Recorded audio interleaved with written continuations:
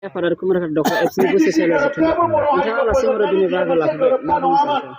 दिनै आं नैबेहाय तामुलपुर जिल्ला बर' थुनलाइ आफाद आरो तामुलपुर दखरा बर' फरायसा आफादनि जा बोसोरारि जथुम्मा बेवहाय नुजाथि फैनो हानानै जोबोद गोजोननाय मोन्दों आरो बेयाव जा जोंहा थुनलाइ अनफावरिफोरनि रायजो राजाफोरनि जा मोनसे माने बाहागो लानाय बेखौ नुनानै गोसोआ गोजोननाय मोन्दों आरो आं सानदों मिजिंथिदों रायजो राजाफोरनि मददाव दिनैनि बे हाबाफारिया माने मोजाङै जोबलांगोन बेखौ मिजिंथिदों। जिहेतु बर' थुनलाइ आफादनि जि बोसोरारि जथुम्माया चिराङाव जानो थांगासिनो बेवहाय मा गुबै आयदाखौ लानानै बांसिन सावरायनाय जोंनिया गुबै बेयाव आयदाखौ लानानै जोंनि जा बर' बिजोंखौ बै साइन्स जिथुनाखि माने हायार सेकेन्डारियाव लानायनि बेलायाव कमार्स लानायनि बेलायाव बेयाव उदाङै जोंहा थान्दै मेला बेखौ जोङो फिन सावरायफिननाय जागोन बेयाव लानायनि बेलायाव आरो बे ग्रन्थनि गेजेरजों फिन जोङो माबोरैहाय जों हायार सेकेन्डारि लेभेलाव साइन्स आरो कमार्सखौ सोनाय जागोन बेखौ सावरायनाय जागोन आरो डिग्रि लेभेलाव माबोरै लांनाय जागोन बेखौ सावरायनाय जागोन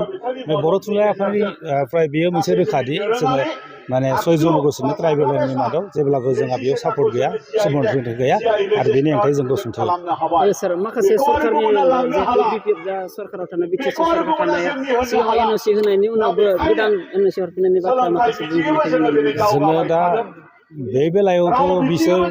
सरकारा गावनि मा पलिसिजों मा कम्पालसनाव मा बिथांमोना मा खालामो बे मिथिया खिन्थु जोंहा बर' थुनलाइ आफादनिफ्राय जेब्लाबो जोङो बुंनाय थागोन दि माने एसटि होनायनि बेलायाव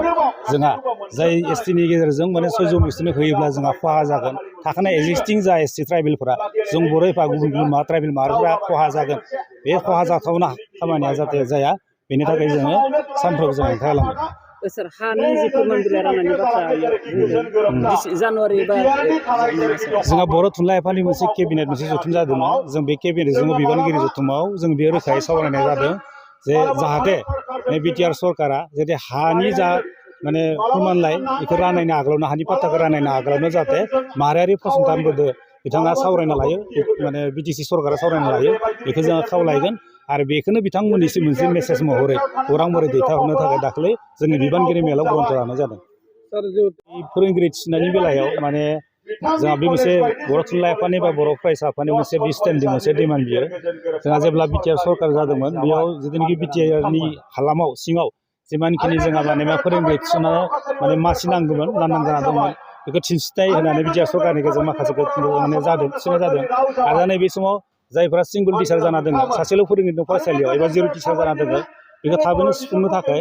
जोंनि माने बिथां जोंहा सुरन नार्जारि सार डक्टर आरो नीलकान्त गयारि बिथांमोननि दैदेननायाव जोंहा दाख्लै जोंहा इएमजों बिटिआर गोदान बिटिसि सरकारनि जा इएम बिथांजों सावरायदों